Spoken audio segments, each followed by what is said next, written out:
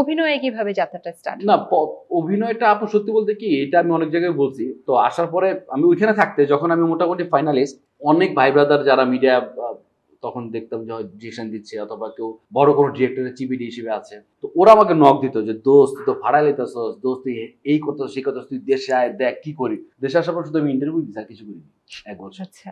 এরকম শুধু টকশোই করছি, ইন্টারভিউ দিছি যে এরকম কেমন আছেন, তারপরে আপনার ব্যস্ততা কেমন, আপনার কি করতে চাচ্ছেন, এই প্রশ্নগুলো আমাকে করছে ১ অনুভূতি বছর। কেমন ছিল? হ্যাঁ, তো মিরাকেলের যাত্রা এই প্রশ্নগুলাই ছিল, এগুলো সেম উত্তরগুলাই দিছি। তারপর হুট করে যে তপু খান ডিরেক্টর তো আমাকে একটা নাটকের অফার করে।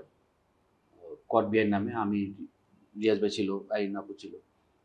তারপর আবার গ্যাপ, তারপর মিজান ভাই, আদিবাসী মিজান ভাইয়ের কিছু কাজ করলাম, সান্ত্বনা দিয়ে। তারপরে আসলে হয় না যে যেহেতু প্রফেশনে ঢুকেই গেছি, মানে একটার পর চাহিদা একটা বাড়তেই কাজ। থাকে। তারপর আসলে ব্যাচেলর পয়েন্ট দেখতেছি। কিন্তু ব্যাচেলর পয়েন্ট করবো বা কি মানে এরকম কোনো কিছু হচ্ছিল না। পরে রবিন ভাই, বড় ভাই, রবিন ভাই একদিন আমাকে ফোন করে বললো যে ব্যাচেলর পয়েন্ট টিভি ফোন-টোন করবো। তো এই তো পলাশ ফোন করলো, অমিত ভাই ডাকলো, দেখলো। নোয়াখালী গেলাম, তারপরে বস আমাদের চাকরি হলো।